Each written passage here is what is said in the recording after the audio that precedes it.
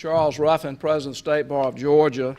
We are a partial co-sponsor of this event today, and we are glad that you are here. I want to emphasize that this is a nonpartisan event. The State Bar of Georgia is not here to take sides on any political issue, but we do think that exercising the right to vote is a very important part of maintaining our republic. Let me repeat something that I said when we started the year, and I talked about the importance of the Constitution. Following the adoption of the Constitution by the convention in Philadelphia in 1787, Benjamin Franklin was asked, "Well, doctor, what do we have, a monarchy or a republic?" And he said, "A republic, if you can keep it." And I've always wondered, exactly what he meant by sort of a bit of a disclaimer there, if you can keep it. And I've been thinking a lot about that as prepared remarks for today, and I think he was talking about three things. Number one, they had just come off the heels of the Revolutionary War. We were surrounded by Britain, France, and Spain, and we occupied about 250 miles inland from the northeast down through Georgia.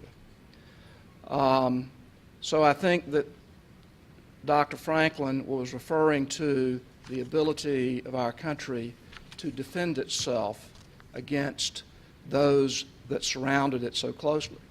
I think the second thing that Dr. Franklin was referring to, and that is the always with us duty to take care of ourselves and our family and our children. I think that's keeping it or helping us keep it as well when you take care of your own. And thirdly, I think clearly he was talking about voting and being an informed voter, someone who studied the issues, who knew what was important, and voted in a way that would help sustain the republic. I think those are the three things that he was talking about. Of course, we're here today talking about the latter one, which I think today is the most important one, or certainly equally as important as the other three. So welcome to this event. Thank you all for participating, and we appreciate you being here, and I hope everyone benefits from this very fine event. Thank you so much. Thank you, President Ruffin, for kicking us off this afternoon, and welcome everyone here in Atlanta. And I think we also have some folks who are joining us from Tifton and Savannah as well. So hello to all of you, and thank you for joining us. Let me just give you a little, before we start with the first panel, let me just tell you a little bit about what we've already done today to help celebrate Law Day. And that is, this morning we had over 200 juniors and seniors in 11 high schools in the Atlanta Public Schools here with us for an exciting, interactive, and engaging program. And we also had students in both Tifton and Savannah. So we had a very busy, hectic morning, but I think it was exciting and a lot of fun for all of us. And so now we move into our more in-depth program today, and we're going to have three exciting panels and a wonderful reception this afternoon. I hope many of you will be able to stay with us, and we'll have some others joining us later in the afternoon. The first panel is going to be on the history of voting rights in the United States, and I'm going to let the panelists or the moderator introduce themselves in a moment, but it's a stellar group of folks who really know what they're talking about with respect to voting rights in the U.S., and I think that you'll be both informed and hopefully entertained as well. And then we're going to go, I will come up and thank them at the end, and we'll go straight into our second panel, which is the challenges of maintaining a democracy. And we again have a wonderful panel talking about that, because not just democracy in the United States, but it's democracy around the world. And a lot of the things that we take for granted is not something that folks in other parts of the world enjoy. Then we'll have a reception, and we'll talk more about that later, but during the reception, we'll be joined by Dr. Doris Derby, and she has a lot of her, and she's here with us this afternoon, and she has some of her wonderful documentary photography that will be on display during the reception. And then we'll have a special presentation by our partner, the National Center for Civil and Human Rights, at 6:15. And then finally, we'll have a conversation moderated by Maria Saporta this evening, which I think you'll find really fascinating. So I'm very excited about this program. I will tell you that the most wonderful thing about the program is the collaboration of all of the organizations that are listed on the back of your program. So I hope that you'll take a moment to really look at the program and look at the organizations. We all joined together last year and did a similar but shorter duration program, and it was so well received that we were fortunate enough to be selected by the American Bar Association for one of their Outstanding Activity Awards. So we're excited to be back this year. So without further ado, I'm going to turn it over to our first panel, and we're particularly delighted to have as the moderator of our first panel this afternoon Elizabeth McNamara, who is the president of the League of Women Voters of the United States. Not just Georgia, but the United States. And it's so wonderful that she's actually here in Georgia. And so we have one of our own who's here, but also who has a national platform. And I'm going to turn it over to Elizabeth, and she's going to kick off our panel. And I hope all of you will be interested. I suspect there may be time for questions at some point later. So I thank them all for being here, and I'm sure it's going to be wonderful. Great. Thank you, Elizabeth.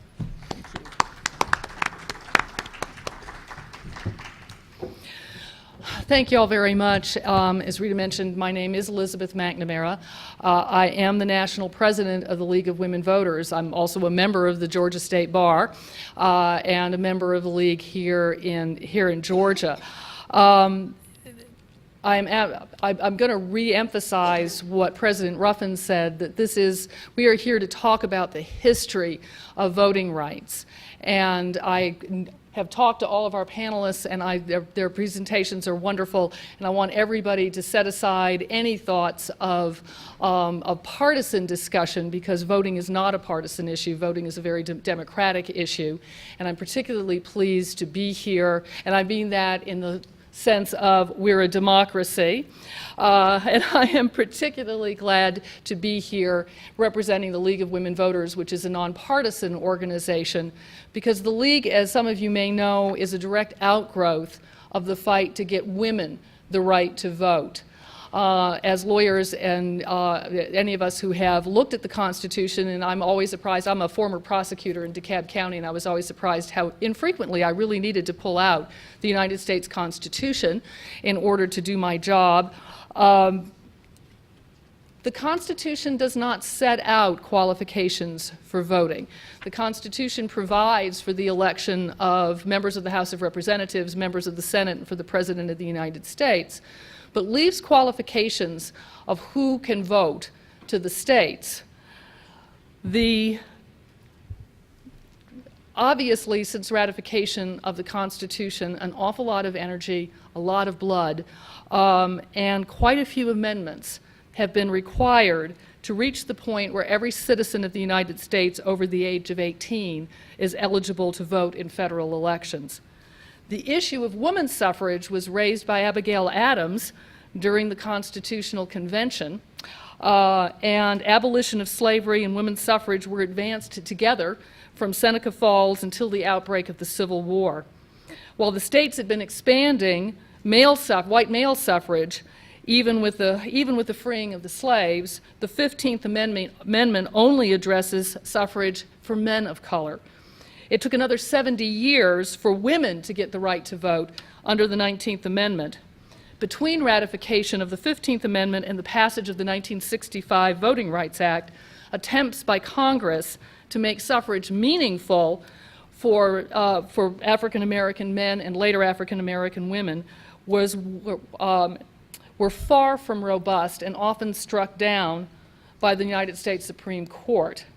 When women were accorded full voting rights, many states having already granted voting rights to women in some form, no implementing legislation followed. Ensuring that women could in fact register and vote was one of the first tasks undertaken by the newly formed League of Women Voters. The League discovered in 1924 what we still find in 2014, that the greatest barriers to voting in this country are those encountered in the states because of the diffuse eligibility and registration laws that are poorly understood not just by voters, but frequently by those charged with running our elections. In 1971, the 26th Amendment was ratified, giving 18-year-olds the right to vote in federal elections. Now, everybody get out your calculators, because I am one of the first class of 18-year-olds to vote for president in 1972. I registered to vote in Dade County, Florida, in person at the registrar's office, and voted on a lever machine at a local elementary school. That was easy for me because my mother was a registered voter who did not work outside the home and knew what to do. That was also after 1965, so I was not asked to prove that I was intelligent or that I was literate, or any other qualifying question in order to register to vote. Next year will mark the 50th anniversary of the Voting Rights Act, and history will show us that for 40 years following the passage of that act, the focus of elected officials and election officials was on expanding the franchise by expanding opportunities to register to vote. Registration is the key to voting in our democracy.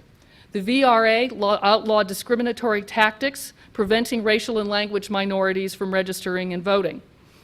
The National Voter Registration Act of the early 1990s, a bill sponsored by a coalition of groups led by the League of Women Voters, increased uniformity in voter registration by offering registration at departments of motor vehicles and social welfare agencies, as well as by permitting registration on a uniform federal form. Several states have successfully also used Election Day registration to increase participation, and at the same time, states have been expanding the opportunity to vote through early voting and no-excuse absentee voting. For nearly a decade, however, starting here in Georgia, the trends in many states have been in the other direction, making it more difficult to register and vote by requiring increasingly limited types of government-issued photo ID and documentary proof of citizenship, elimination of same-day registration, and reversing trends towards more sites and more days for early voting. In the interest of full disclosure, the League, a nonpartisan organization, does have a strong position supporting voting rights. We have been the party in many of the various lawsuits that you may hear about this afternoon, challenging this trend. We've also been active lobbying against it in state legislatures, including here in Georgia and on Capitol Hill. We also filed an amicus brief in the Shelby County, Alabama versus Holder case, in which the Supreme Court once again struck down key provisions of the Voting Rights Act. However, as I said, we are a nonpartisan organization. We take these positions from the point of view of the voter, not from the point of view of any particular candidate or party. Today I'm joined by three panelists, Ann Lewis, who is the General Counsel of the Georgia Republican Party, Michael Jablonski, who is General Counsel of the Georgia Democratic Party, and Eric Siegel, who is the Lawrence and Kathy Ashe Professor of Law at Georgia State University College of Law. And I just want to say that Kathy Ashe, who is a dear friend of mine, served with me on the board of directors of the Georgia League of Women Voters for many years, and so it's with real pleasure that I get to say that. So we're going to start today. How we're going to work this out is I'm going to let each panelist take 15 or so minutes to make a presentation. We will then have time for questions and answers. This is a lively topic, and I hope we've got lots of questions. So with that, I believe we've decided on an order. Is that correct? So we're going to start with me. With Eric? All right, Eric Siegel.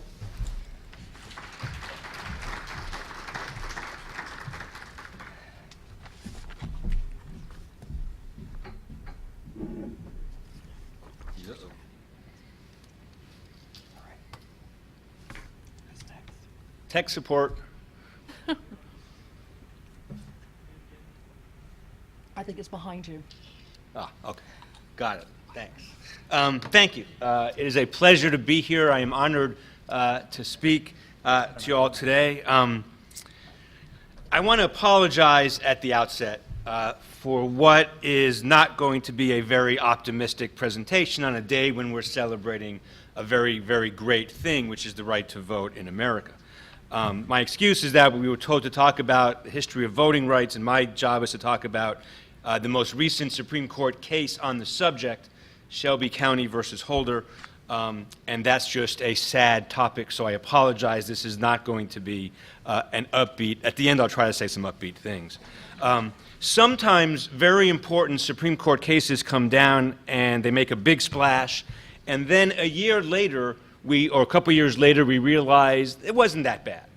And sometimes a Supreme Court decision comes down, and we think it's extremely unpersuasive, but after a couple years, we realize maybe we shortchanged the justices and there's more to their reasoning than we originally thought. Unfortunately, neither of those things are true as to Shelby County versus Holder. Almost a year later now, in fact, the decision is having worse effects, I think, than many people had imagined, and its reasoning is even more unpersuasive upon careful review than it was when the case first came down. This is not a partisan presentation. This is a constitutional law presentation. And from the context of constitutional interpretation, it is my opinion that, I know others have different opinions, that Shelby County is indefensible in every imaginable respect. So let's just do a little bit of history first.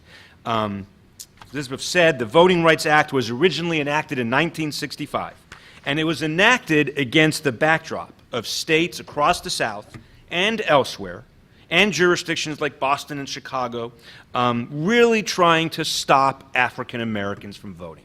That is what was going on. And Congress had passed some laws to allow for lawsuits against states that did that. But those lawsuits were expensive, they were difficult, and they weren't getting the job done, and states were able to stay one step ahead of those lawsuits. So the Voting Rights Act was meant to help the cause of preventing states and counties and cities and towns from stopping African Americans from voting. And it's a very complicated statute, but there are basically three types of provisions in the law we have to think about.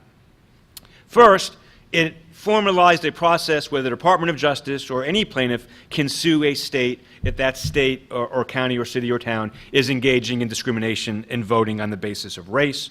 But as I mentioned, that litigation was timely and expensive. It's important, but it wasn't getting the job done. So they added a second provision in sections 4 and 5, which has come to be known as the preclearance provisions. And what this said was the history of trying to stop African Americans from voting was so bad and so pernicious in a bunch of different jurisdictions, worse than other jurisdictions, that they came up with this formula to identify those jurisdictions and said, if you're going to change your voting rules, which they were doing all the time for the express purpose of stopping African Americans from voting, if you're going to change your rules, if you're going to do that, you have to get pre-approval from either the Department of Justice or a three-judge court in D.C. And they had a different number of ways of identifying those jurisdictions. That same provision, though, had a bailout provision, which said if you're one of these covered jurisdictions and you feel you no longer should be covered, and if you've not committed any violations of the law in terms of discrimination in voting in the last 10 years, then you can bail out. You can get out of this preclearance idea. Prior to this was 1965. The law was reauthorized and reauthorized and reauthorized a number of times, and it was upheld by the Supreme Court of the United States all of those times until 2006, when it was reauthorized again by a vote in the Senate of 98-0.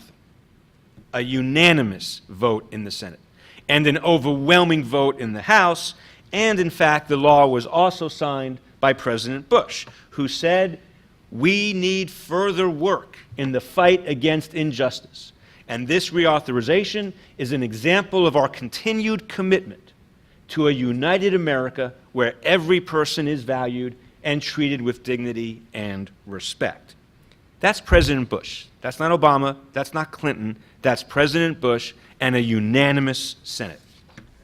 Now, The Voting Rights Act is supported by the 15th Amendment to the United States Constitution, which prohibits discrimination in voting on account of race. But more important than that, Section 2 says the Congress shall have power to enforce this article by appropriate legislation.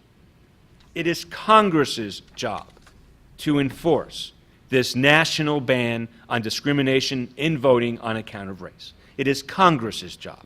And the word appropriate there has a very specific legal meaning, which, until the Supreme Court got to it recently, was rational, reasonable. Congress can enforce the 15th Amendment through all reasonable legislation. That goes back to McCulloch versus Maryland and Chief Justice John Marshall. As the case came to the court in 2013, the covered states included Alabama, Georgia, Louisiana, Mississippi, South Carolina, Virginia, leaving the South, Alaska, Arizona, and Texas, which is its own island in this area, I think, and then various other counties within a number of other states. Shelby County is a covered jurisdiction in Alabama that never sought a bailout from the pre-clearance requirements. In 2010, it filed a lawsuit saying Sections 4 and 5 were facially unconstitutional. Not that they were unconstitutional as applied to Shelby County, Alabama, frankly a ridiculous proposition, but that it was facially constitutional. The lower courts affirmed the case, affirmed the Voting Rights Act based on all kinds of precedent, and the case went to the Supreme Court of the United States. When it got there, the lineup was the 4 conservatives on one side, the 4 moderates on the other, with Justice Kennedy going that direction. We never know which direction he's going to go, but in that case, he went that direction and sided with the conservatives to strike down the law. Justice Roberts wrote the majority opinion, and he said that the Act, the Voting Rights Act, imposes current burdens, which is true, and therefore needed to be justified by current needs, which I think is also true. The Supreme Court struck down the formula in Section 4, therefore making preclearance illegal in Section 5. The Court did say Congress could pass a new formula. We'll get back to that at the very end. I'll get back to that. Now, the government said the formula we used in 1965 was still relevant. Discrimination still exists in the covered states, and its continued use was permissible. Justice Roberts said that's not true. Said the argument did not look to current political conditions. According to Justice Roberts, the coverage formula that was reauthorized in 2006 ignored significant strides made by the covered jurisdictions, I guess including Shelby County, Alabama, ranging from the abolition of voting tests, which did happen, it's true, to increased participation by African Americans in political office, which was also a true statement of the facts. There are more African Americans in political office today than there were certainly in 1965. Justice Roberts said that the 15th Amendment was, quote, not intended to punish for the past, but to establish a brighter future, a Hallmark card attempt at constitutional litigation, if I ever heard it. And he said to single out the states on the basis of this amendment, quote, has to make sense in light of current conditions, a statement I don't disagree with. The court then gave a number of legal reasons for overturning the law. Its main rationale was the Congress didn't look to current conditions. And then it said, although the Supremacy Clause prevents the states from violating federal law, which we all know, it does not allow the federal government to review and veto state laws before they go into effect, meaning state changes to voting rules. I don't know where that comes from. That's not in the Constitution. It's not any prior case. It would be a surprise to all the courts that upheld the Voting Rights Act before. I don't know where Justice Roberts got that, but he said it. He also relied on another brand new principle, the idea that if Congress is going to treat different states differently, which the Voting Rights Act clearly does, then Congress has to have a very strong reason. Not a rational reason or an appropriate reason, but a very strong reason. That principle is also nowhere in the Constitution, and I'll get back to that in a little bit. Also notice how absent from the discussion the text of the 15th Amendment is. The text which says it is Congress's job to enforce this amendment through appropriate legislation. The majority's holding only invalidated the formula. in Section 4 to determine the covered jurisdictions in Section 5, and it said, quote, Congress may draft another formula based on current conditions. Such a new formula is a prerequisite to a determination that exceptional conditions still exist, justifying such an extraordinary departure from the traditional course of relations between the states and federal government, a departure that has been going on for like 45 years or something. Everybody knows, especially Justice Roberts, that getting Congress to pass another formula would be extremely difficult. We're fighting about that now. But even if Congress were to pass another formula, it would have much less bite for many, many reasons, including the fact that the Tea Party barely existed in 2006 and now is a significant hurdle to any kind of legislation like this. One more interesting thing about Justice Roberts. Supreme Court judges come to the court with all kinds of agendas.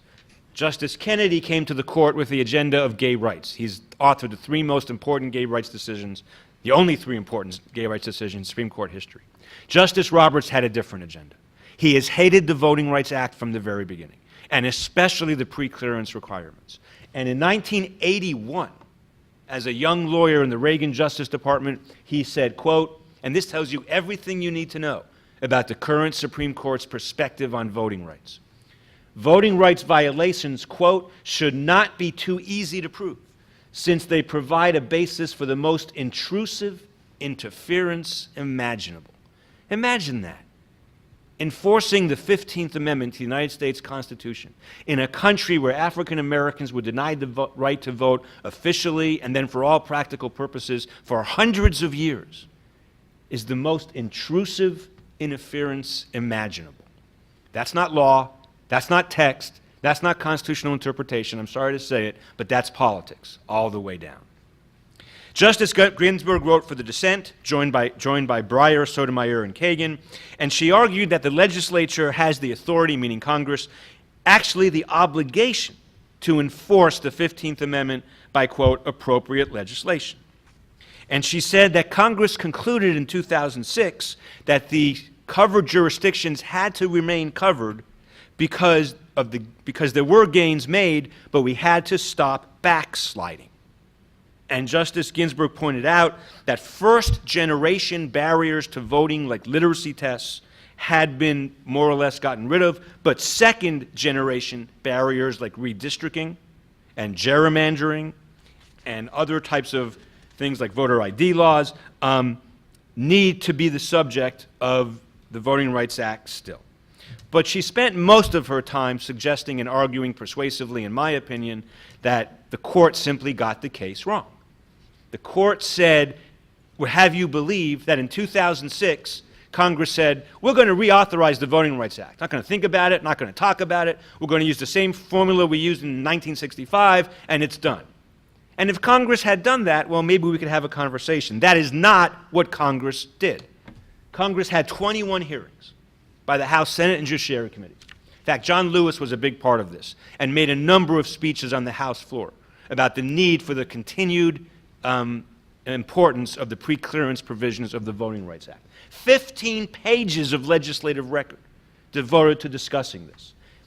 All kinds of data, which I won't bore you with. One piece of evidence, 25% of the country's population, a quarter, lives in the covered jurisdictions, but 56% of the successful Section 2 litigation suits against states for voting rights violations occurred in the covered jurisdictions. All you need is the third ballot.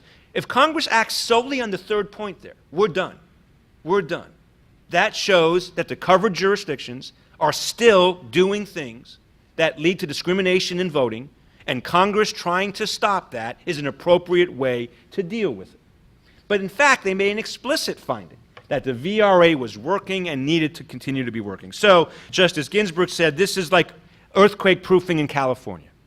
California has to spend more on earthquake proofing than other states as a way to stop the damage that's going to be caused by earthquaking.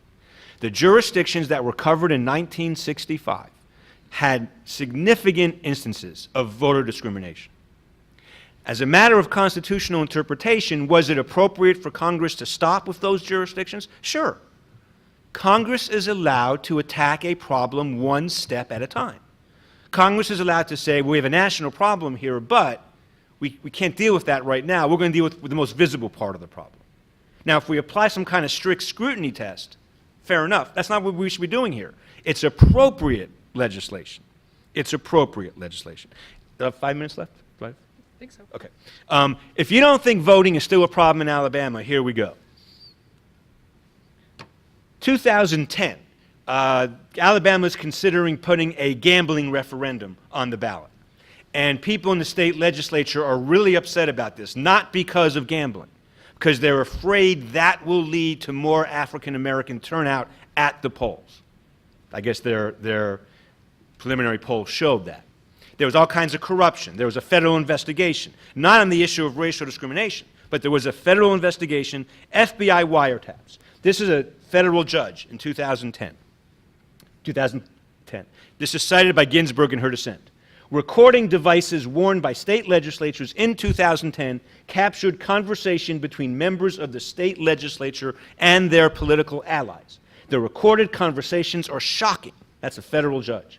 Members of the state Senate derisively refer to African Americans as aborigines and talk openly of their aim to quash a particular gambling-related referendum because that referendum, if placed on the ballot, might increase African American voter turnout, God forbid. The recordings represent compelling evidence that political exclusion through racism remains a real and enduring problem in Alabama. Racist sentiments remain regrettably entrenched in the high echelons of state government. Does anybody really doubt that? Does anybody really doubt that today? Yet Congress is not allowed to legislate about it? The 15th Amendment is a direct grant of power to Congress to stop racial discrimination in voting. That's what Congress was doing, and it only has to act appropriately, and that's what Congress did. Could it have done better? Yes. Is that a reason for the Supreme Court to interfere?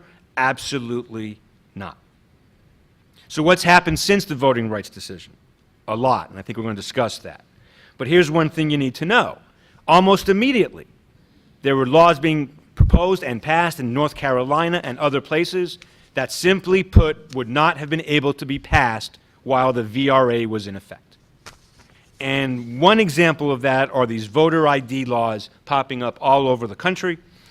One stat, between 2000 and 2010, 447,000 alleged UFO sightings in America, 441 Americans killed by lightning, 13 credible cases of nationally, of in-person voter fraud. 13 credible cases. Congress can always do a better job of enforcing the Constitution. But the Voting Rights Act was working. Everybody knew it was working.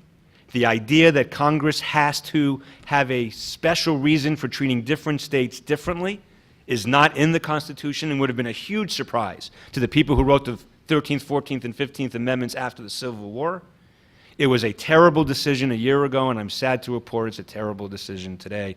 I apologize for the bummer of this conversation. Thank you.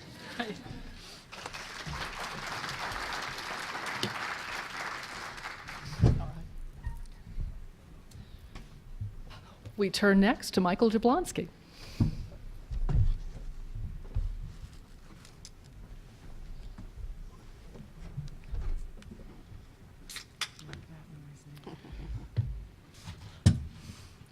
I'm Michael Jablonski. I am the General Counsel of the Democratic Party of Georgia. I have been doing election litigation in the state for in excess of 30 years. In addition to that, I also have a scholarly pursuit of studying election systems, and particularly election monitoring, where I use a methodology called political economy.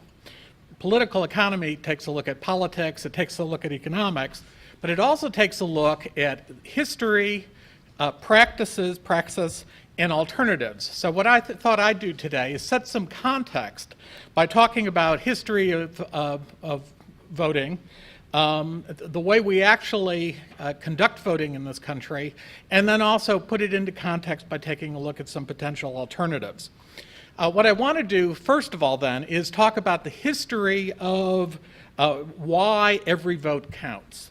And the best way to do this is to take a look at elections that have been decided by one vote or less, essentially ties. It's fairly common every time we have the national election day to have at least one or two elections that are decided by one vote.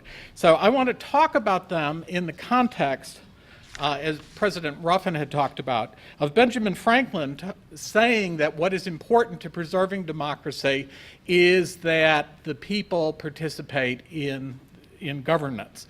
And what's most important about participating in voting isn't that one vote is important in terms of the numerical outcome, but it is important because of the decorum and the seriousness of asserting that you are participating in this process. In effect, you are voting for the process in addition to voting for a candidate.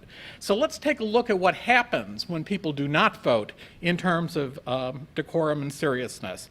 I randomly selected some of my favorite cases of voting cases. 1997, Vermont. State Representative Sidney Nixon was seated as an apparent one-vote winner, having 570 to 569 votes. He subsequently resigned when an investigation showed that he had actually lost to his opponent, Robert Edmund, 572 to 571 votes, a difference of one vote. That is where the tie was settled voluntarily. Ties are also settled by legislature. For example, in 1997, Dakota Democrat John McIntyre led the Republican Hall Wick 4,195 to 4,191 votes for a seat in Legislative District 12. After a recount, it came within a one-vote majority, 4,192 to 4,191. The state Supreme Court then examined the ballots and threw out one vote, thereby causing a tie, where the legislature eventually had to decide who would be seated. So we have a voluntary settlement, we have a legislative settlement, but the most common way that legislatures try to decide these issues with decorum and seriousness is by lot. For example, in 1994, in the Wyoming House of Representatives, Republican Randall Luthi and Independent Larry Call tied with 1,941 votes. A recount resulted in exactly the same vote total. So the way the election was decided was Democratic Governor Mike Sullivan pulled a ping pong ball out of his hat that had the name of the winning candidate. If that isn't bizarre enough, by statute in Nevada, candidates draw lots to determine a winner in case of a tie. And in fact, they generally, by statute, use decks of cards with aces high and jokers removed. Suits are ranked, and you use unopened decks that are selected at random. So you get results like this. In 2002, Republican D. Honeycutt and Democrat R.J. Gillum tied for an open seat on the Esmeralda County Commission. Each pulled a jack, but Gillum's spade beat Honeycutt's diamond. In 2010, the Douglas County Kingsbury GID contest resulted in a tie for a board seat, both candidates receiving 373 votes. One candidate won by a card draw by drawing an ace. In the same year in Eureka County, a contest wound up in a 374-374 tie. Incumbent Jackie Berg drew an 8 of hearts, which prevailed when challenger Kerry Wright drew the 3 of hearts. Nye County, the primary contest for County Commissioner, District 4, was determined by a queen of clubs after a dead heat occurred with both Butch Borowski and Carl Moore receiving 381 votes. Right. It seems to me that if what is important to Benjamin Franklin is that we assert our beliefs in having democracy by deciding elections with decorum and seriousness. You don't do it by selecting your leaders with a pack of cards. Let me give you one other example of where one vote counted. And this is actually one of my favorite. It's the 2008 election for president in Ghana. The presidential candidate of the Reform Patriotic Democrats, Mr. Kawamba Agayi, failed to obtain any vote in the Addis Ababa Basic School polling center. Very unusual to have no votes for a candidate at a particular polling center. Even more unusual in this case, because that is where the candidate was registered to vote. Not only did he fail to vote for himself, so did his daughter, his wife, and other members of his family. I also recently found an example in California where pretty much the same thing happened. There was a candidate who was unopposed for, I think it was a Green Party candidate running for a school board seat. He was unopposed. He didn't bother to vote. It turned out nobody voted in that race, and therefore the Election Commission decided that there was no winner, and they had to have a new election, hoping that at least one person would vote. Let's put this into context, then. Voting in the United States has a long history. The first election was immediately after the landing at Jamestown on April 26, 1607. One of the first things that the settlers did was they unwrapped a box that contained the names of 7 men picked in England to be the first council. They were told within the month that they were supposed to have an election among themselves for president. There were 105 colonists. 6 of the 7 who were on the city council, on the council, were allowed to vote. Captain James Smith was denied the right to vote because the others thought that he was suppressing some information about a mutiny. The first election then resulted in electing the first president of a colony in what later became the United States. They also elected the first representative assembly on July 30th, 1609. Note that there are several interesting parallels between the first election in what is now the United States and current elections. There were restrictions on who was allowed to vote.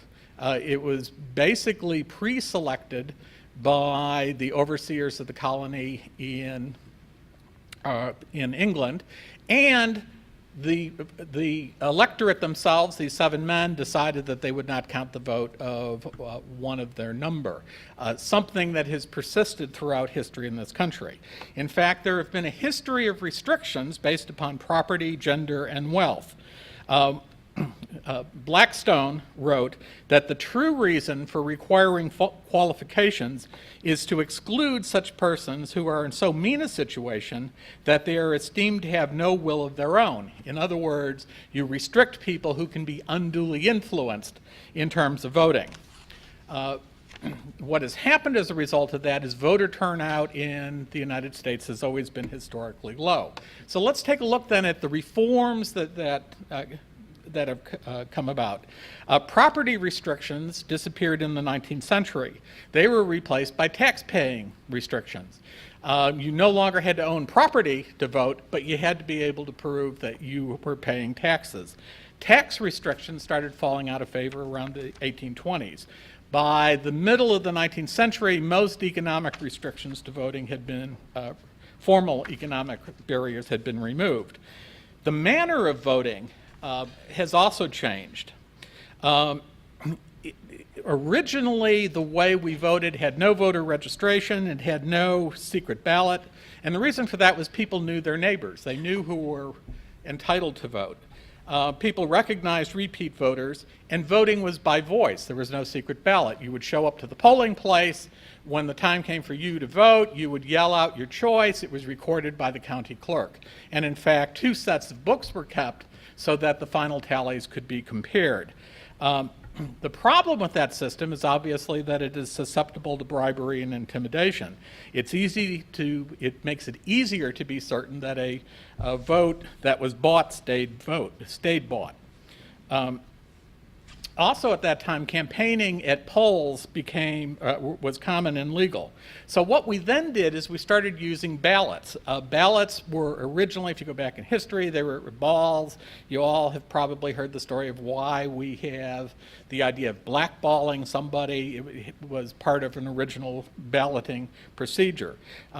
Paper ballots were first used in this country in 1629. They were used in an election of a pastor of a congregation in Salem, Massachusetts.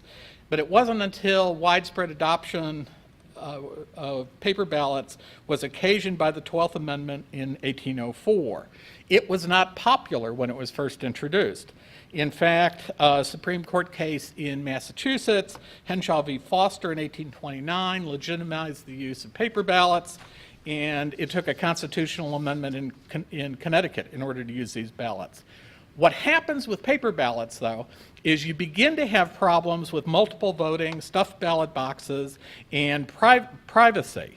So what happened was we started pre-designing ballots. What originally happened with paper ballots is you went in and you wrote out who you were voting for on a sheet of paper and put it in the ballot box.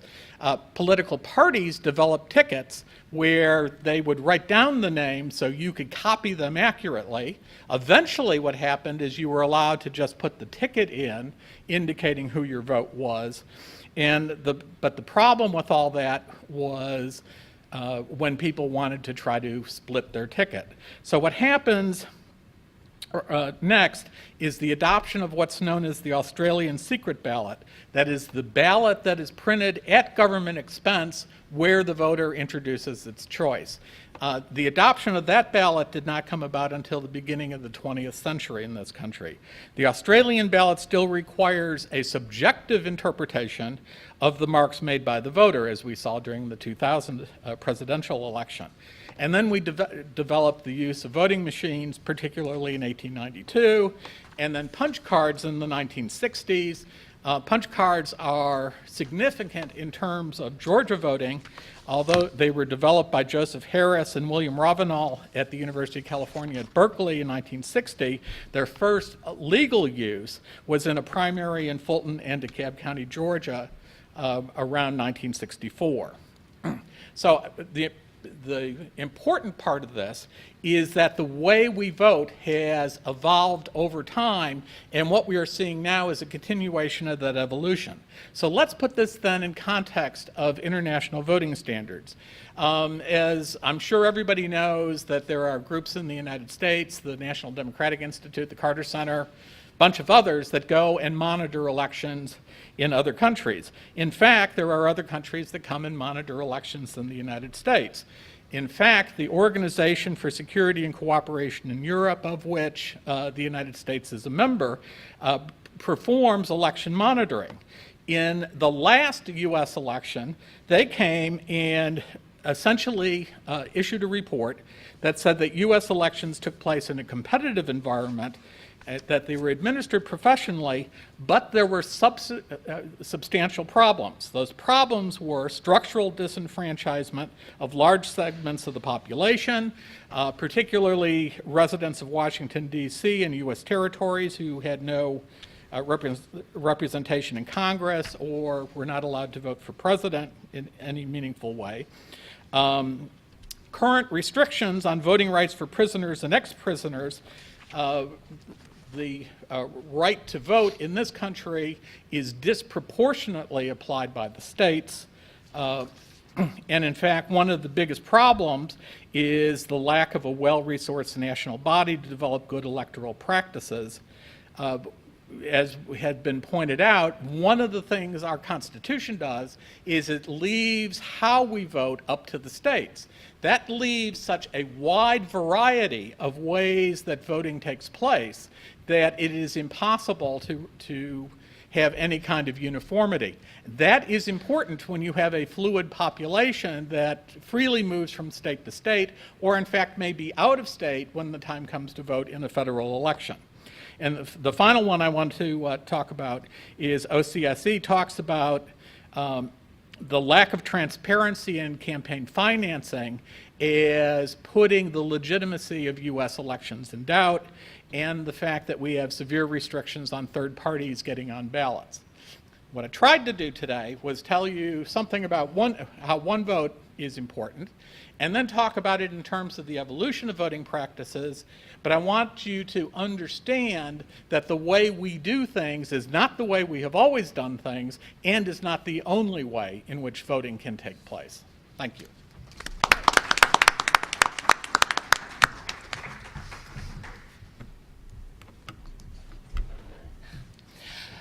And finally on the panel, we'll hear from Ann Lewis.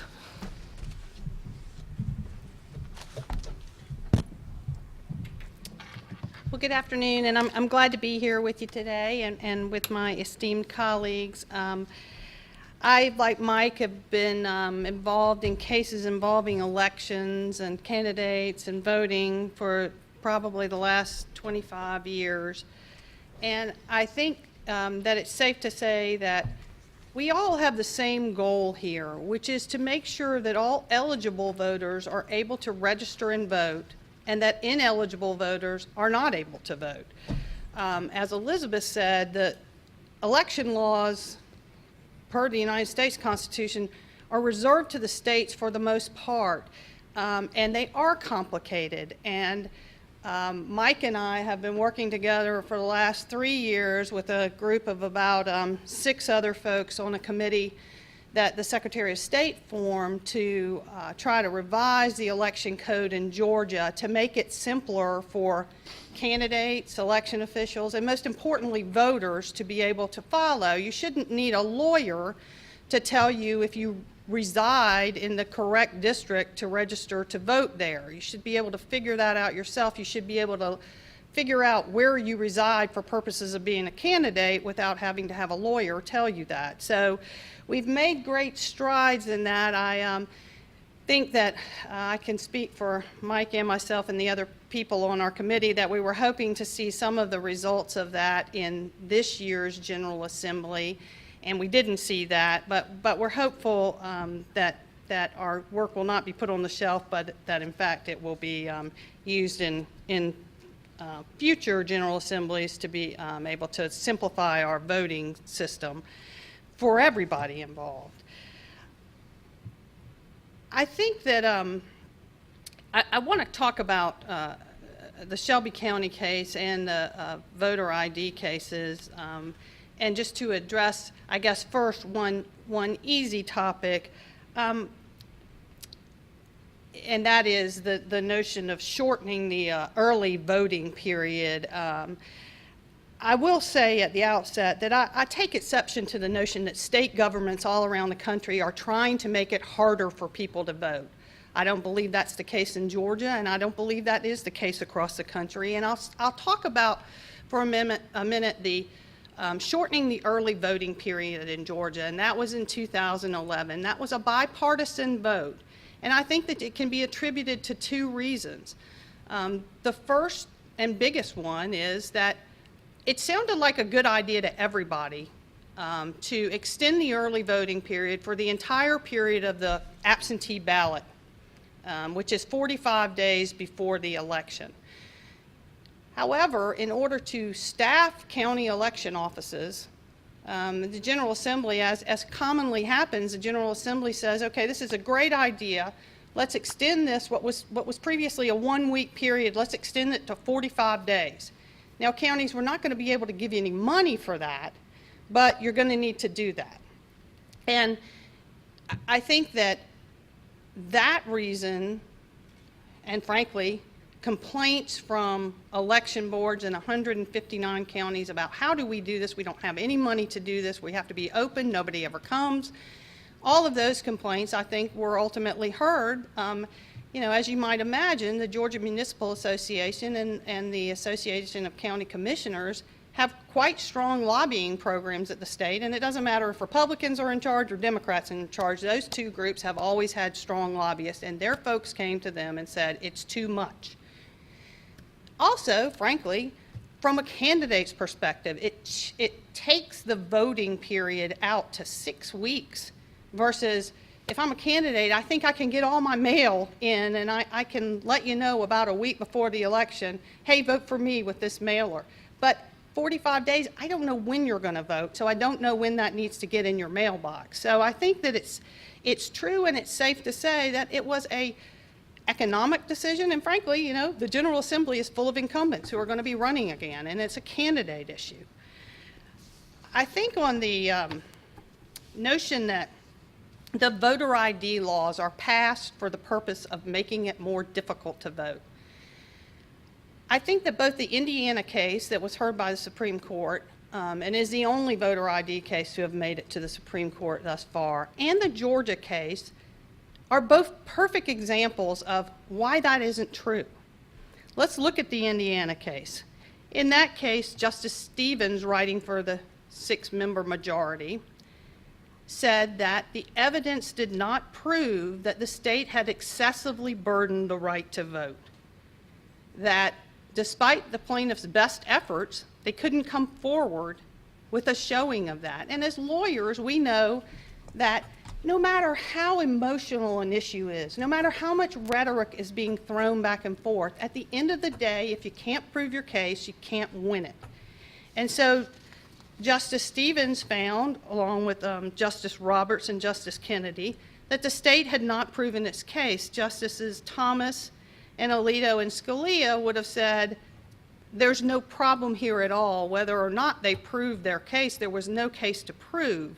But in the end of the day, the majority was formed by 3 who thought that the case hadn't been proven and 3 who thought that there was no relevance to the notion that it was harder for the whole class of voters to vote. I think that there have been a lot of, criticisms of what the state says that its interests are with respect to voter ID. And in the Indiana case, Justice Stevens said that the state had identified 3 reasons: detecting and deterring voter fraud, election modernization, and safeguarding voter confidence in the electoral process. And the last one has gotten a lot of discussion through the years because people say, well, safeguarding the voters' confidence in the electoral process, that's just sort of a lot of feel-good speech, and can't really be a standard, but it is exactly the standard that is used for campaign finance laws.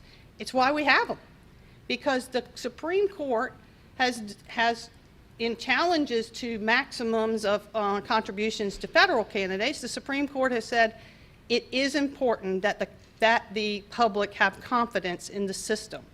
And so you can't say, well, that's a good reason for campaign finance and setting limits on contributions to candidates, but it's not a good reason when we're talking about voting laws. The Indiana case was decided in 2008. In 2007, Judge Murphy entered his order in the federal court case on the Georgia voter ID statute. And the Georgia statute, since its passage in 2005, had been the subject of many challenges. There were 3 state court challenges and the 1 federal court challenge in front of Judge Murphy. On the 3 state court challenges, the first state court challenge was dismissed on the eve of trial. When the trial judge issued an order, the state, and I represented the state along with a lawyer from the AG's office and another outside lawyer. And on the eve of trial, we had filed a motion to dismiss because the plaintiff in that case had voted absentee. And her claim was, I can't vote because of the voter ID. And we said, she's already voted. And so the judge issued an order that said that at the beginning of the trial on the day following the 4th of July, he would first take up the motion to dismiss because it was potentially dispositive of the case. Well, I mean, the plaintiff's lawyers could read the order as well as we could and dismiss that case and moved on to Fulton County, found a different plaintiff and filed there. That case was ultimately dismissed and upheld by the Supreme Court because that plaintiff as well could get a voter ID, and in fact had one, had an ID that would qualify. The final case was brought by the Democratic Party, and ultimately was resolved in the favor of the state as well. And so I think when people think about the Georgia voter ID case, they think about the federal case because that's the one that went on the longest, frankly.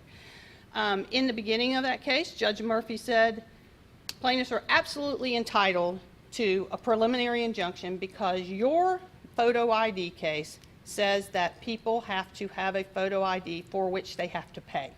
And I find that that's a violation of the 24th Amendment. It's a poll tax, and so it's not, I'm going to grant them a preliminary injunction. Well, the General Assembly said okay and went back into the next session of the General Assembly and passed a law that said that you could get a free photo ID if you wanted one. I think to date that the state has issued about 30,000 free photo IDs since they began issuing them in 2006. Some of those are duplicate photo IDs that are issued to people who, for one reason or another, lose them. And there's a particular county where the registrar's office is located across the street from a homeless shelter, and they estimate that they probably issue about 10 cards to the same person, but they're free, and it is something that the state provides. And so I don't know if you can say that 30,000 new people have a photo ID, but at least about that many have gotten them. I think that what the history has shown us, too, in terms of the voter ID, is that what Judge Murphy found was that the plaintiffs, and I think in his words, had produced precious little evidence of any burden on the right to vote. And I think that the history, since the law has been in effect since September of 2007, has borne out that finding by Judge Murphy. There aren't complaints that people can't get photo IDs, and during the litigation there wasn't that complaint. When we would take people's depositions, people would say, sure, I can get a photo ID. I think that would help me a lot, except for one plaintiff who said, no, I don't want to get a photo ID. I want to see how this case turns out. Well, at the end of the day, he didn't find that that was proof of the plaintiff's case. And basically, if you look at the Indiana law and the Georgia law together, even though Judge Murphy's opinion was written a year before the Supreme Court opinion, it's amazing how his tracks a great deal of that opinion. I lastly want to talk just for a moment about Shelby County versus Holder. As you might imagine, I'm not as depressed as Eric. I don't find it sad. I don't think that a year later there's a reason for despair. In fact, I think quite the opposite. I think that in Shelby County, the Supreme Court did nothing more than make good on a promise that it had made in 2008 in the case of called Namudno. In that case, the Supreme Court said that it was concerned about the constitutionality of the renewal. And I want to talk just for a minute about the history of Section 5. At the time that Section 5 was passed in the Voting Rights Act of 1965, along with Section 2, which applied nationwide and was permanent, there is no question that there were states, including this one, that needed supervision. Section 2 said no minority vote dilution. The Section 5 states could continually find a way to get around any new federal regulation or law that had been passed by Congress. And so definitely at that time, there is no question that there was supervision required. But one of the things I think that seems to not come up in the current discussion is, I think Eric was talking about, where does the Supreme Court find the authority that it can't treat states differently? Well, I think you find it in the opinions that came after the various renewals of Section 5. So originally Section 5 was going to last for 5 years, a temporary emergency measure to address these recalcitrant states. 5 years. Then 1970 came, let's have 2 more years. And then let's extend it to 86. And then let's extend it from 86, 25 years more. And then in 2006, let's extend it 25 more years. And I think it's very important to note that in the first case looking at the constitutionality of Section 5, the Supreme Court in South Carolina versus Katzenbach, the Supreme Court said probably the most persuasive point was it was a temporary emergency measure. Well, 67 years later, you can't say it's temporary and you can't say it's emergency.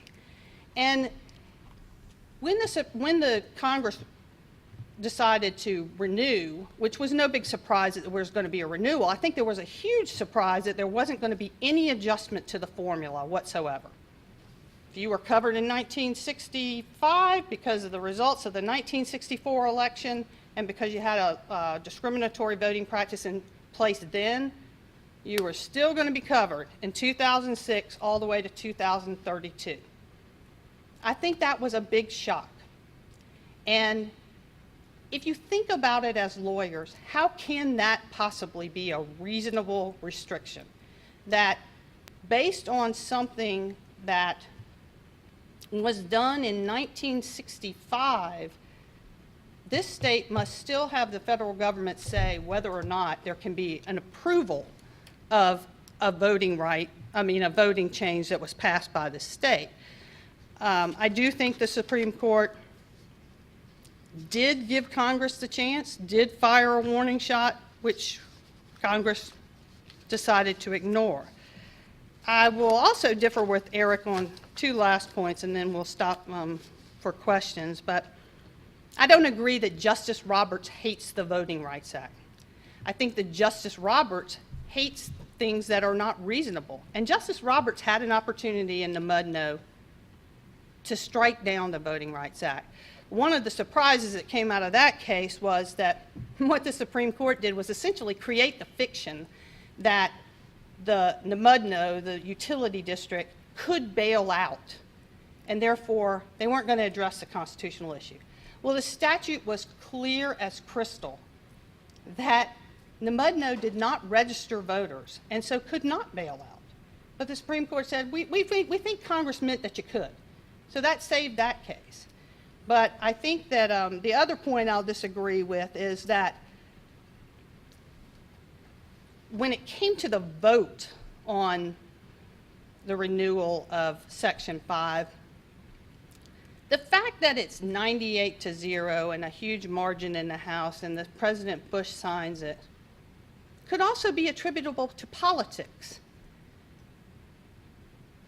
Many congressmen who represented Section 5 states did not agree.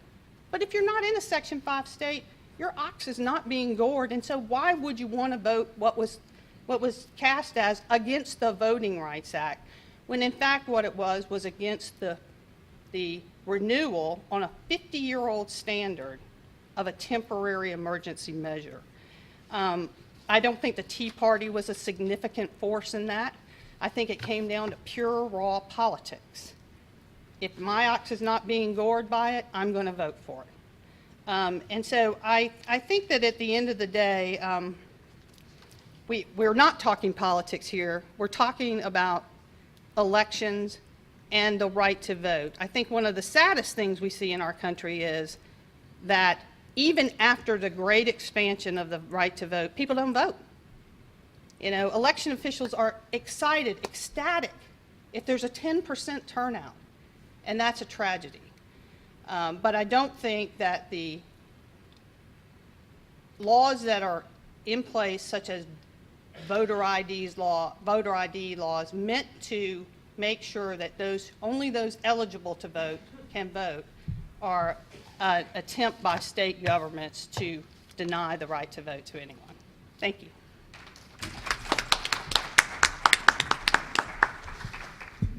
At this point, if you all don't mind, I'm going to sit right here and open this up to questions. Are there? Can I respond quickly? Yeah, let me. And we'll ask the first question right now. The point has just been made that the Voting Rights Act was renewed for political purposes. Does anybody have any responses? Anybody Yeah. on the panel want to respond to Well, that? Yes. let me clarify that. I said that one of the reasons you could attribute is political, and I believe that is true. I'm not going to take a position on that. I do want to say that Ann's presentation of the facts, just as Justice Roberts' presentation of the facts, I can't say this any differently, and I apologize, is not true. Justice Roberts and Ann would have you believe that at some day in 2006, the Congress took a vote. Do we want to reuse the formula from 1965 today? The question was asked, there was a vote, and they were done. That is not what happened.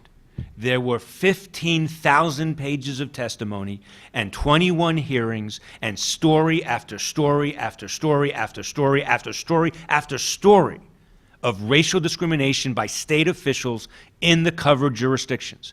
There was data, there were stats. Go look at Ginsburg's dissent. None of which were recognized by Justice Roberts. None of those 21 hearings, 15,000 pages of evidence is Ann referring to. And it was only after that entire process did a unanimous Senate say, yes, these jurisdictions still need to be covered. So, and then the question becomes, is all of that evidence a reasonable or / appropriate basis for the Congress to do what it had done like 15 times before, or 5 times before? And the biggest sentiment being expressed by people like John Lewis was, it is working really well, but we're not done. And it's no coincidence that's what the president said. It's working really well, but it's not done.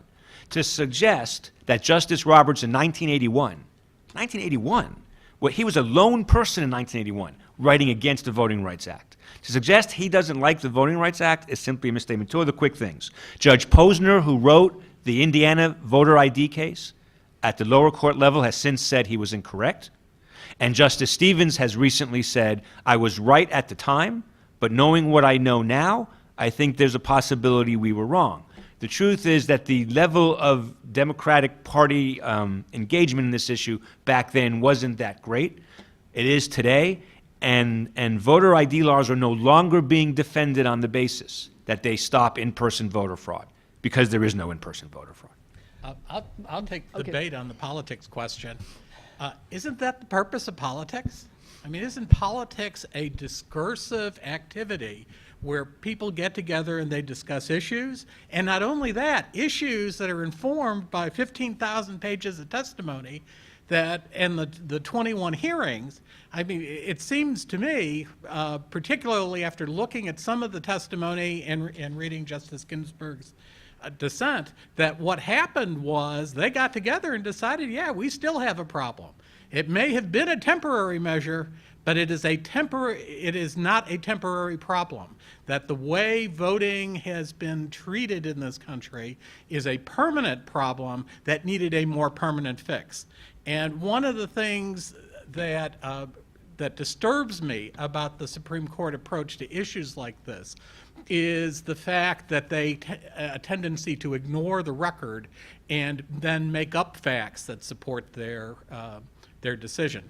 Classic example of that is in Citizens United, where Justice Kennedy says that he's got this great paragraph where he says that, you know, we don't need some of these laws because we all know who give to 501c3 organizations, because that's all on the internet. Well, in fact, that's not only not in the record, it's not true. There's no place that a 501c3 has to disclose who their donors are. That's why we have the problem that we're having now with campaign financing. Well, Go ahead, Ann. I feel like I have to address all of that. I never said there was one day when the Congress decided that we should use the old formula. I think that's the problem. There was plenty of testimony, including my own, that you cannot use the old formula. It simply doesn't make sense. And I would ask you to ask yourself, isn't it a mighty coincidence that at the end of the day, when they heard 15,000 pages of testimony, which I'm not a big supporter of, whoever's got the heaviest brief wins. Some of that, a lot of that, was related to the history from 1965 to 1986. Well, we already knew what happened then, or 1982. It got renewed again for 25 years. But that wasn't what we were talking about. We were talking about, should it be renewed from 2007 to 2032? But in any event, the Congress had plenty of opportunity, plenty, to consider what was a proper formula. It's absurd to think that, voila, we heard the 15,000 pages and exactly the states that should have been covered in 64, 70, and 68, and 72. Well, what do you know? They're the same ones that need to be covered today. That doesn't make sense. Congress did not want to take the time or trouble to figure out what a new formula should be, despite pleading from people that, A, you have to figure that out in order for the law to be fair, and B, in order for it to be upheld.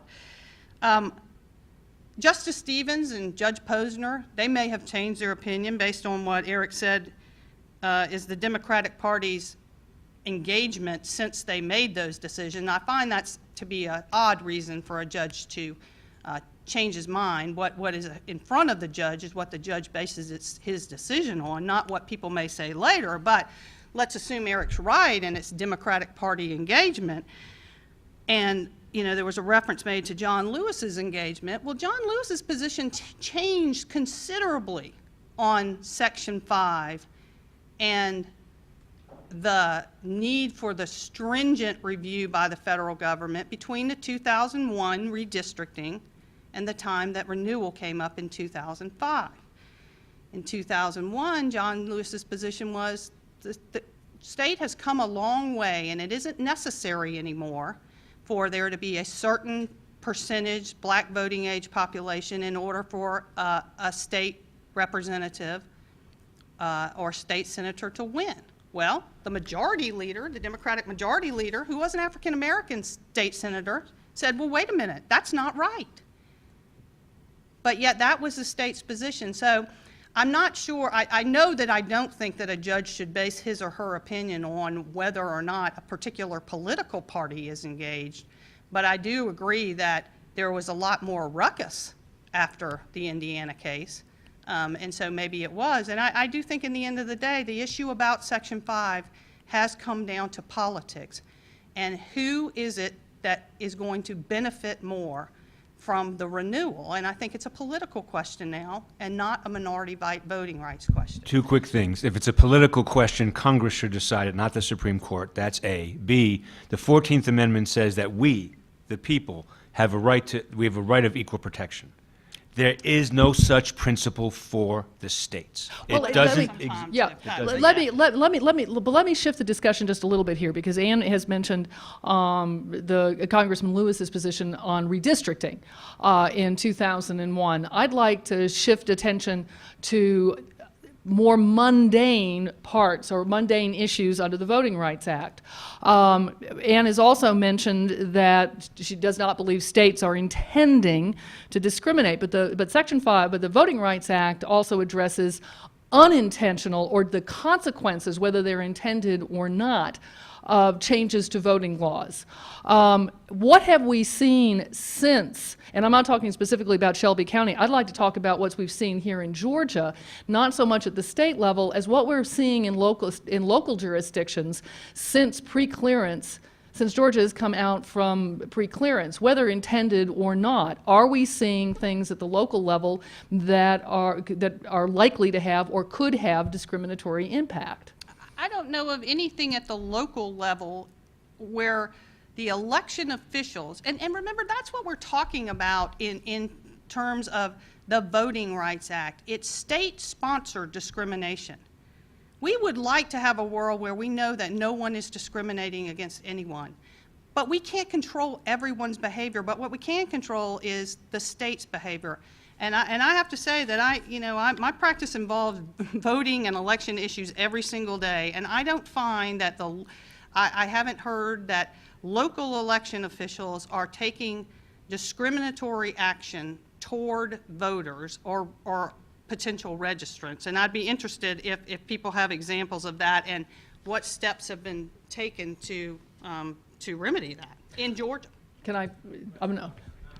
I contacted the staff of the election department. I said, give me the demographic makeup of the election department professional staff.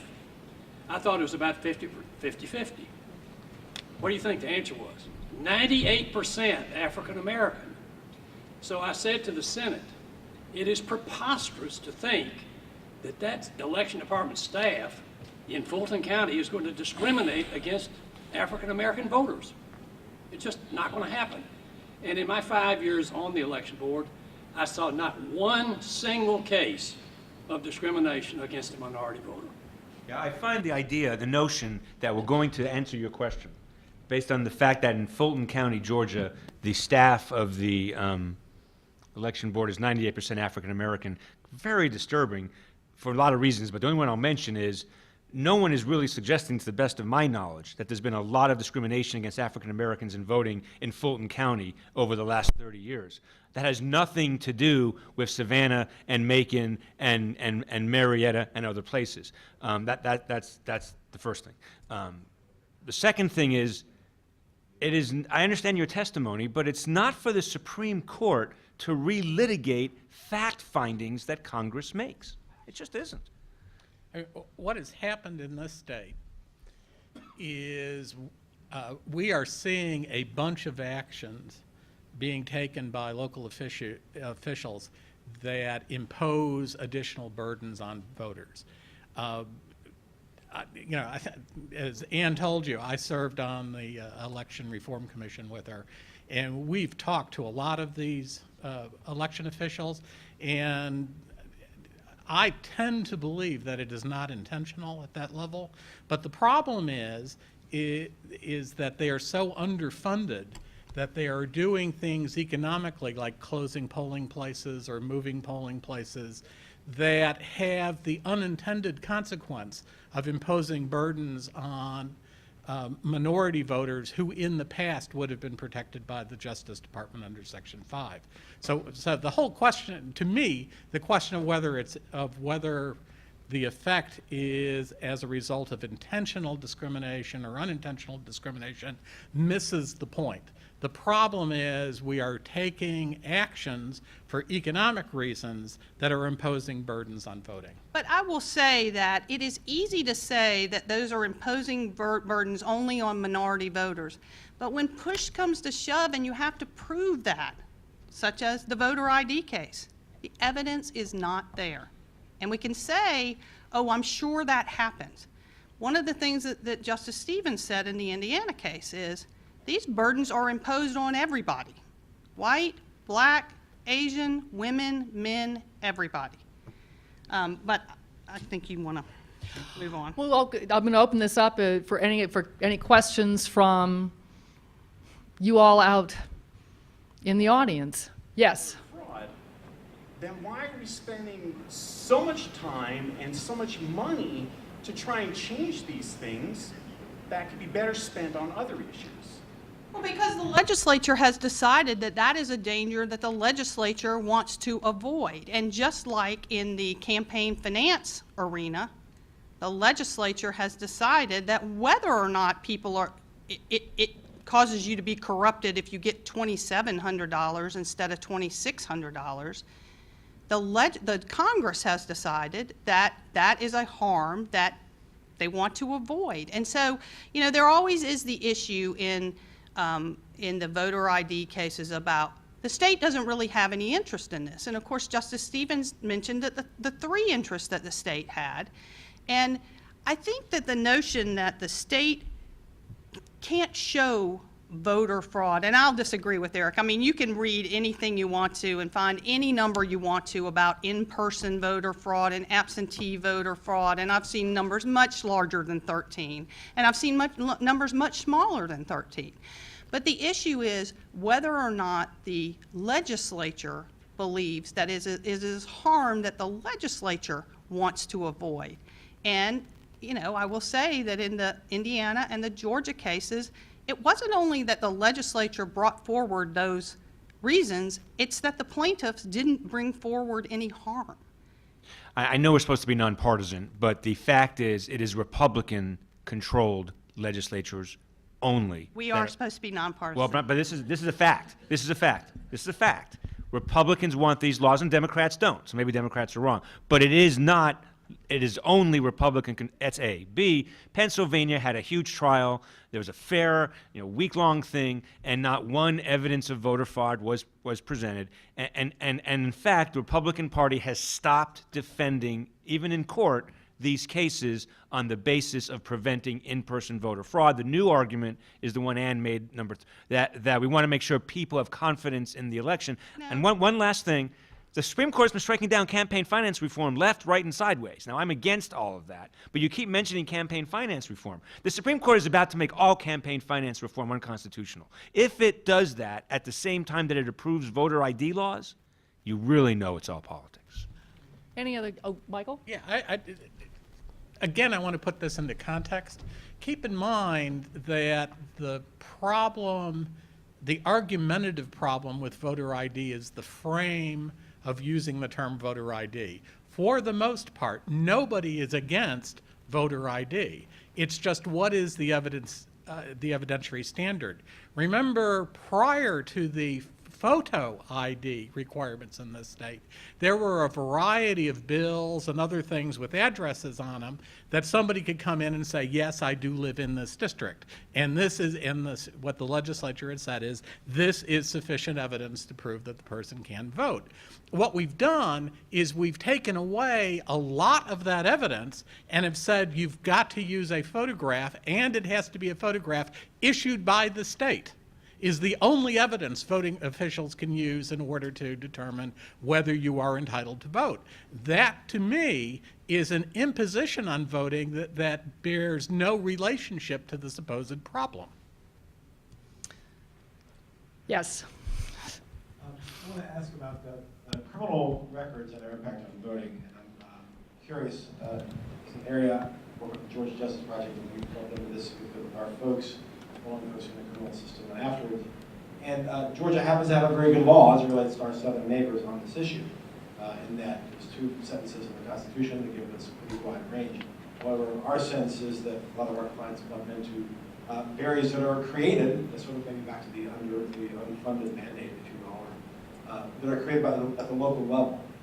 And I'm concerned about it. I'm concerned that the 159 counties get to decide how they're going to find out whether someone's off paper, which is essentially in Georgia, if your sentence is over, basically you can re-vote. If you can't, you can register to vote.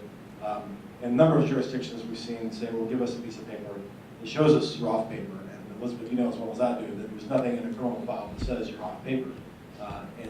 So I'm concerned about this issue, and I'm just curious as to how it was brought up briefly, but I'd love to hear some response and conversation about it.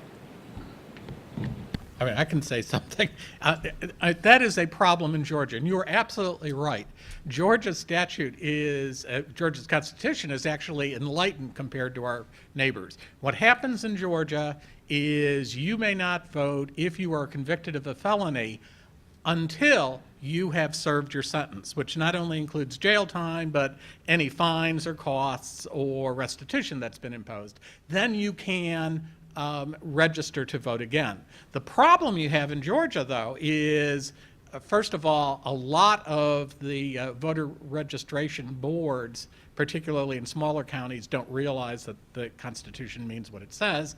And then secondly, what they do is they put the burden on the voter to say, okay, prove that you have served your complete sentence, including any probation, that you've paid restitution. Half these people don't know whether they've even been ordered to pay restitution, and that you've paid all the costs. So you are required as one of these voters to bring in documents that do not exist in order to re-register. So functionally, we have pretty much the same statute as our neighbors.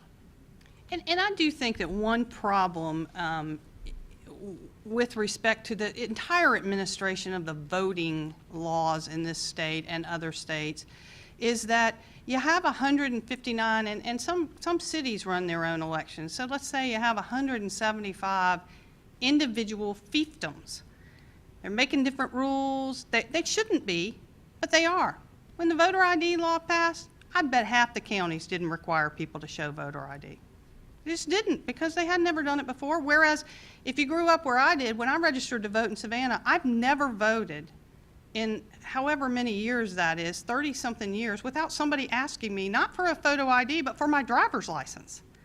And so I think that, you know, one of the problems inherent in the election system is that you have the Secretary of State over everybody, but really the Secretary of State has limited authority over the people who are running the elections. And I know I'm the moderator, but in response to Doug's issue with I know as representing a volunteer organization that does an awful lot of voter registration, that these diffuse election laws are an enormous problem for those of us that go out and do voter registration drives, largely because we have to know so much about the law, and also because we get into areas where like high schools, where we discover that, you know, a lot of kids who would otherwise be eligible to vote don't believe that they're eligible to register because they have a felony conviction of some kind. And so the misinformation that is out there extends on beyond just the differences in the way laws are being administered. A lot of the barriers are created because we don't have any way of educating individual voters and the folks that are registering individual voters as to what all the laws are. Any other questions? I think we've got time for one more. One question back here, and then I think we have some folks in Tipton in case you Oh. want to ask them sorry. after that if they have a question, but there's one back here. Hi, my name is Stacey Hopkins, and I work with a lot of grassroots organizations right now. I'm working with Georgia One's We Count, their voter empowerment campaign. I kind of hear a disconnect about the instances of the alleged voter fraud that's going on and the voter suppression efforts, because I worked election protection hotline last election cycle, and we got calls like a precinct in Gwinnett County decided to have a fire drill on election day at 2 o'clock in the afternoon. We heard things such as in Fulton County, where the workers did not know in specific precincts about provisional ballots, and that they ran out of ballots and they had to wait to have some delivered from the county. So I don't know if there is a conspiracy per se, or if there is a failure of policy to trickle down, but there is a problem. We just saw a mistrial down in Quitman County. I don't know if anybody's familiar with the Quitman 10+2 case. That was a very contentious case where you saw people who were out registering voters who were persecuted because it was accused that they committed some sort of fraud. So I don't see exactly the same things that you see. What I see and experience every day is a little bit different from what I'm hearing the panel saying. And in terms of people who have felony convictions, one of the problems that we run into are two words: moral turpitude. That definition is very broad. So what can be done to clarify and define what is moral turpitude?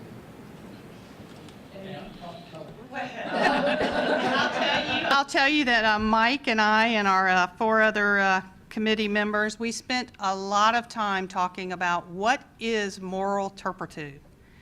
And it's absurd to have it in a law if nobody even knows what it means. And so I think we eventually, well, I mean, of course, anything we did is just a proposal to the legislature, but that is a very good question and very difficult to resolve, because we had a lawyer working with us who was assigned to our committee who did tons of research about what that is. I do want to make one comment about your other point. You said you work with the Election Protection Program, and I work with the group on the other side of the aisle. We have the same complaints on Election Day. Polling place didn't open, poll manager didn't show up, it closed early, somebody had to go to their kid's soccer game and close the poll at 6 o'clock.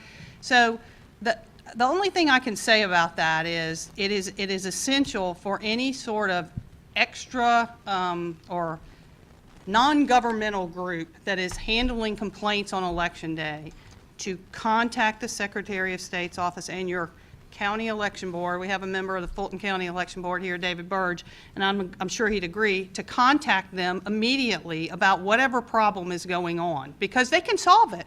I mean, there have been plenty of times when people have called me and said, there are no more provisional ballots at this polling place. Well, here's somebody who can get that taken care of. So, you know, hopefully you're reporting that to somebody who can take care of it. And I'll let you say what, if you remember what the moral turpitude definition finally became. We told the legislature, we recommended to the legislature that they either define it or get rid of it, because it's a meaningless term the way it's written now. I ran statewide voter protection hotlines for the Obama campaign in 2008 and 2012.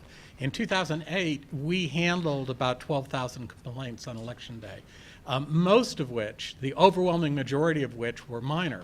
But you did point out something that's really important, and that is that these local election boards were having problems on Election Day getting information from the election division at the Secretary of State's office, to the point where we had some of the election boards calling our office asking for references to statutes and stuff like that, because they could get us, but they couldn't get the Secretary of State's office. So there's a communication problem, and both Ann and I know that that has since been addressed. We don't know that it's been solved, but that you are absolutely right. There is a disconnect between what goes on at the local level, what should be going on at the state level, and what the various statutes say. That's why we were on this commission, was to try to solve those problems. Let me just see if there's anybody in our remote location it's hard to remember that we're being streamed, except that as I'm looking at here, the pictures are all different on the back wall. Anybody in Tifton, is that right, who would like to ask any questions? Okay. Any other questions from the audience? Ms. Lewis? Yes. You mentioned that the clearance formula was outdated and that needed to be changed in light of the changes in the population of this country. Has the Voting Rights Act addressed or had an effect on minority populations that are not African American, such as Latinos or Asian Americans? Well, there was a provision added in the 86 amendment to address language minorities. So if 5% of your population was a particular language minority, you would be covered under what's known as Section 203. Georgia is not. The last census showed that Georgia did not meet that threshold. There is a lot of discussion. There was when the voting section was involved in Section 5, which was until last year, about whether or not other minority populations should be combined with African American populations to form what is called coalitional districts. Certainly, if you had a minority population that is not African American, but say was 50% of the population, which, you know, some places in northeast Georgia, by the time of the next census, there'll definitely be majority minority Hispanic districts. So it is on the basis of race or membership in a language minority. And I think that the way that the topic came up most often in Georgia in the last redistricting go-round was whether or not different minority populations should be combined to form a coalitional district of a minority district. And the difficulty with that is you have to prove that the minority votes cohesively so that different populations are all voting the same way, and that's a difficult proposition. And it wasn't required by Section 5. One quick comment about that. I think there's a lot of work to be done in this country on making sure there's equal voting rights for all groups.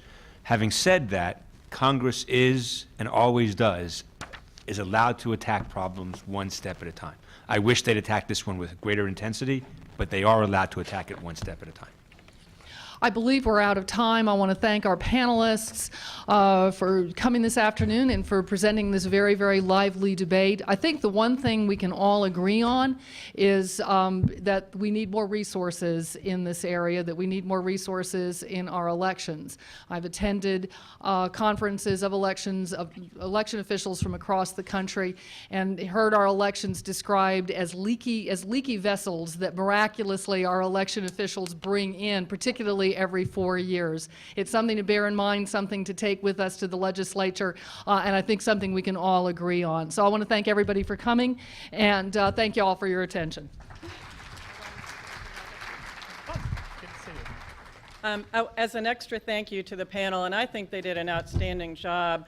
As I think everyone knows from the program, one of our partners in this program today is the National Center for Civil and Human Rights, and you'll hear more about them a little bit later.